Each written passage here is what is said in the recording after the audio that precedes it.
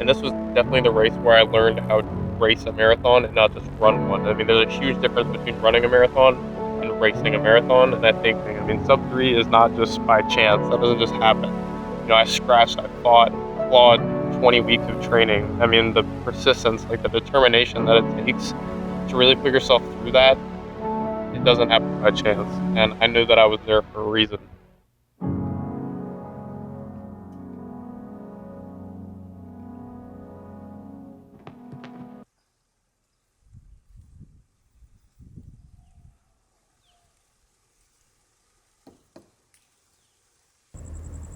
So you want me to tell you the whole story, like from the beginning? Or just you want me to start on Friday? On Friday is when I started my carb load, so I feel like that's really when the weekend started for me. I left Tampa for Boston that morning, and I became fixated on those, like, you remember those naked juices that I used to have when I was a kid? I drank literally 3 of those in the airport, and I smashed a Chipotle burrito all before my flight even got to Boston. So I was like 300 grams of carbs up just by mid-afternoon. But yeah, the flight to Boston was super smooth, and I always love taking the Logan Express out of the airport and out of the city. It's always so nostalgic. It just reminds me of all the times that I took the bus out to my cousin's place during Christmases and all those other holidays.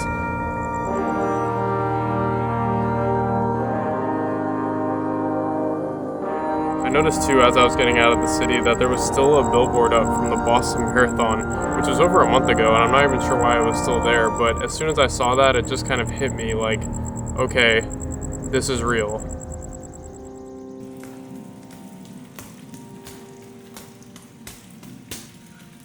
Welcome to the race vlog. I can't even believe it. We're less than 48 hours out from my second ever marathon, sub 3 hour marathon attempt. If you've watched, if you've liked, if you commented or subscribed on this entire journey, thank you so much. I've cherished every single moment that I've documented on this entire series over the past 5 months, and I honestly can't believe it's coming to an end.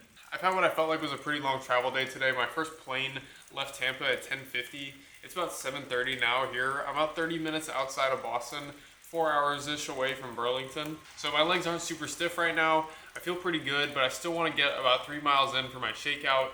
Get some 50 to 100 meter strides in there just to keep some pop in the legs a little bit. Clearly it's raining. It's going to be absolutely gorgeous weather this weekend, especially compared to Florida. I think it's going to be like 100 degrees in Florida this weekend, Memorial Day weekend. So I'm so happy to be here.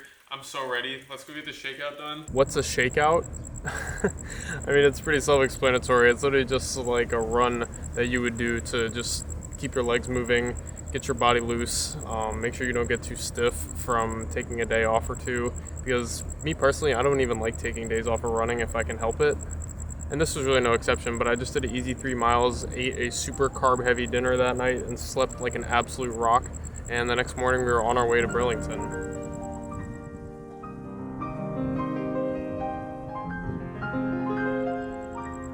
That drive up through Vermont to Burlington is absolutely gorgeous. And when we finally got up to the city, you could just tell there was like a buzz in the air, like there was excitement about.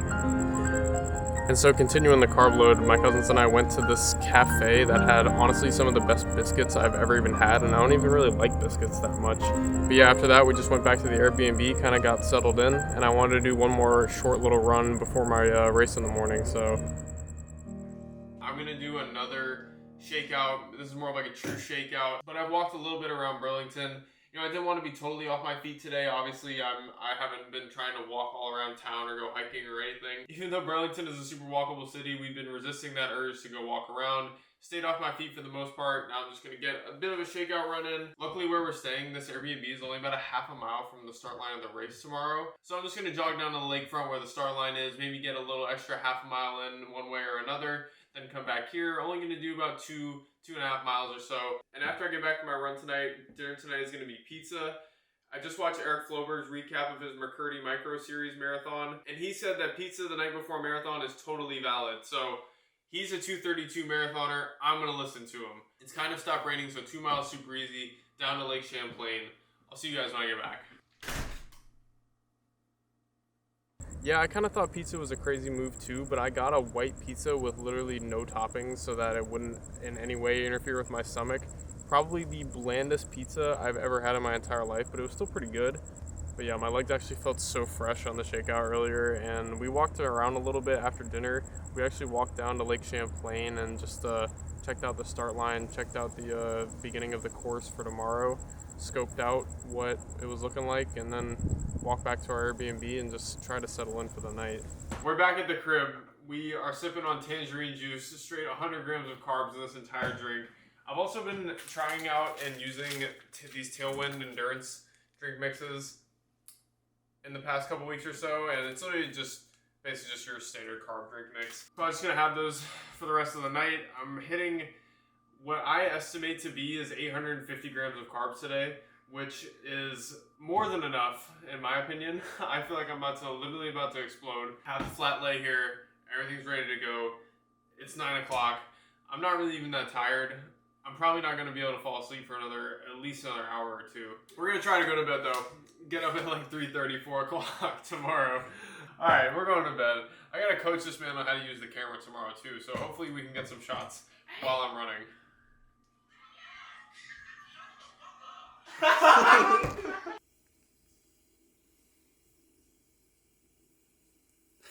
Ooh.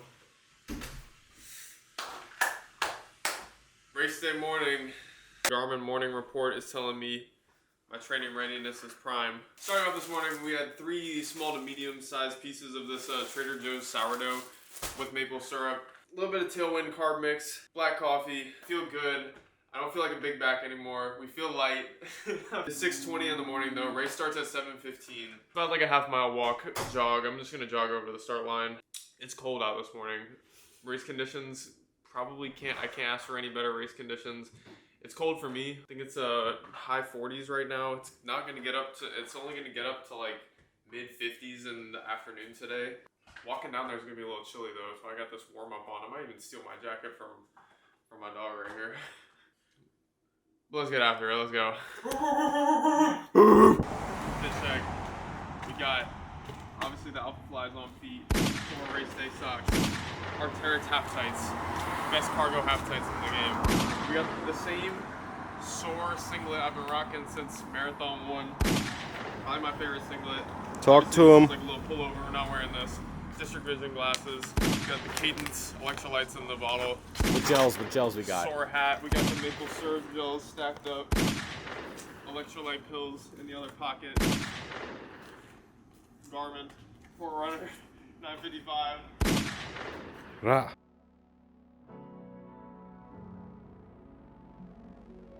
But my legs and just my entire body felt better than it had for the past 20 weeks on race morning. And I knew that going into it, this wasn't going to be the easiest race, you know. I mean, I knew that there was going to be around 900 feet of elevation gain, basically 2 big hills or 1 big hill that I had to run twice. So instead of being nervous that morning, I kind of just soaked everything in. I was ready. I'd been there before. Some of those unknowns that I had in the past were gone. So yeah, when I walked into the starting corral and the gun went off, I just felt present. I went over that mile 7 hill and I kind of had it in the back of my head that it was going to be tough. I mean, I think it gained about 120 feet of elevation over a mile, but I honestly liked the fact that the course was a double loop for that reason, so that I could experience that at mile 7 and then kind of figure out what I needed to have in the tank for it again at mile 20. And the course support for this race was phenomenal. I mean, I think my favorite part of it was they had this big group of people playing these drums. I don't know what kind of drums they were. And yeah, the first 10 miles or so felt really, really smooth, you know, as you would expect in a marathon. My body felt good, my stomach felt good. And then came mile 11. I kind of just felt my stomach start to go, and I knew immediately the next porta potty that I saw, I had to just go for it and make a beeline for it. But I lost a full entire minute basically in that porta potty break. I just felt so frustrated because of how my last marathon played out. You know, I lost 5 or 6 minutes in my first marathon due to bathroom breaks, and I was just like, not again, dude. I have worked so hard to kind of get my stomach and gut in check. But I made it out pretty quick and got back into rhythm, but I had also been separated from the group of guys that I had been running with that I knew were also trying to go sub 3. and I was just kind of in no man's land for really the rest of the race at this point. And I was feeling pretty good after that, but I hit the half marathon point in 1:31 flat, and I looked up at the time and I just thought to myself, wow, I have some work to do in this back half. And I knew that the most important point of the race was coming up at that Cherry Street hill at mile 20. And the craziest part is my cousins obviously were there, and they hadn't seen me the entire race, and they're both standing at the top of the hill, and I didn't even know they were there because I was so locked in on this runner that I had in my sight since the bottom of the hill. And I just told myself, there's nothing else that I want to do in my mind right now than catch this guy at the top of the hill, because I knew he was slowing down a little bit, and I think that kind of got my mind away from how much pain I was in going up this hill at the time, because honestly I don't even remember exactly how I was feeling in that moment. I just knew that the second I got over that hill and picked him off that I was going to have to dig deeper than I had ever dug before.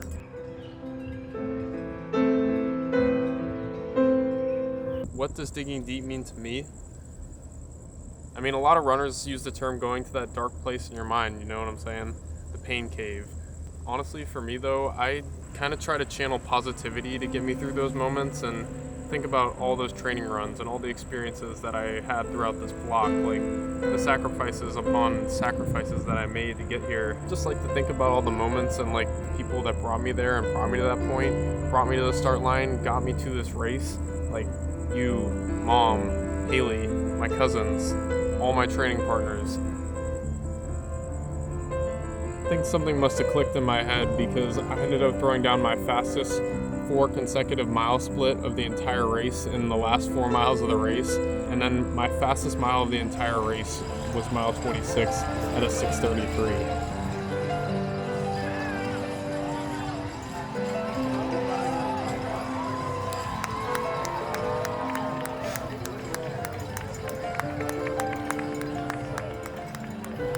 After I got my medal, I looked around and I saw my cousins standing outside the finish area. I honestly think I was just in like a little bit of shock because of how I was able to finish the race, and I didn't know my official time in that moment, but I knew that my watch would have a pretty accurate time just because of where I started in the race, so I just looked down and I just had the biggest grin on my face when I saw it.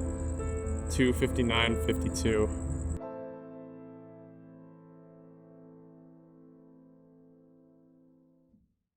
What do you mean you think I could have ran faster? Do you think how I ended the race means I could have finished minutes faster? Are you serious? I'm kind of kidding because honestly I thought the same after the race, but there's not really any way of proving, to me at least, that I could have gone any faster, you know what I'm saying? People become so obsessed with like analyzing the data that comes out of your heart rate and monitor on your watch when it's not even that accurate.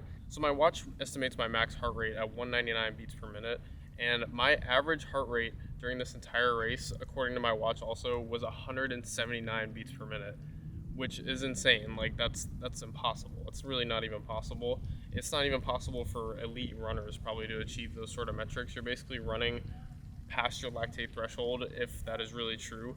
And I'm not even going to get into all the science about that. But running at an average heart rate of 179 the entire race is like inhuman. That's like elite runner type of numbers, and I know I'm not capable of that, and I know my heart rate doesn't run that high. It's like an anomaly if that's really true. So that's why I always tell people don't listen to your heart rate monitor on your watch, because there were times in the race where I looked down and I was like, oh my god, my heart rate is at 180, which would be concerning to me honestly, because that would tell me that I'm overexerting myself. But I think the main takeaway from all this is how composed I stayed throughout all those things like playing in my head.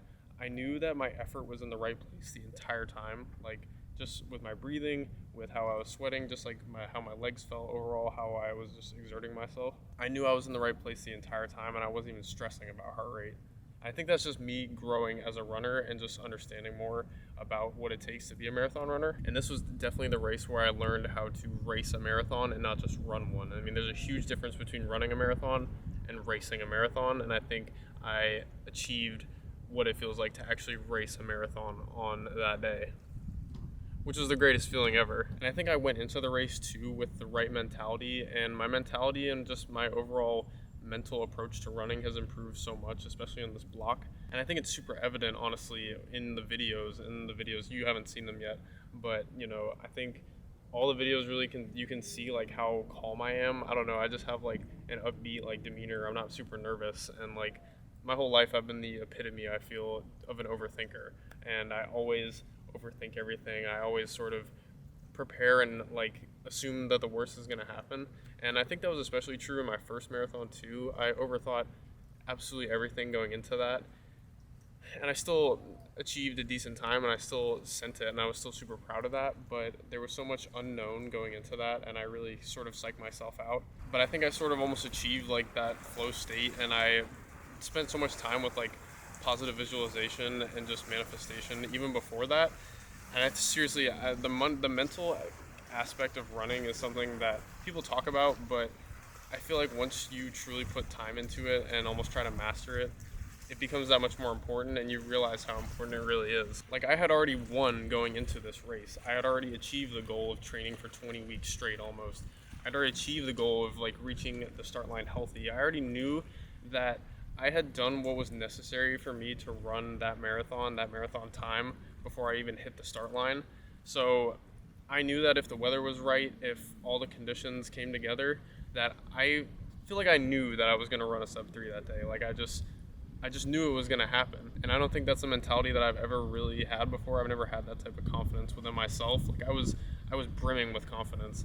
And I don't think having that sort of like unabashed confidence is even the greatest thing ever, especially going into race, because that's how you get humbled real quick.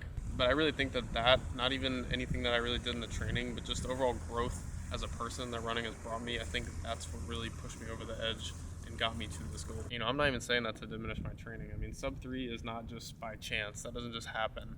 You know, I scratched, I fought, I clawed through 20 weeks of training. I mean, the persistence, like the determination that it takes to really put yourself through that and come out on the other side healthy, it doesn't happen by chance. And I knew that I was there for a reason.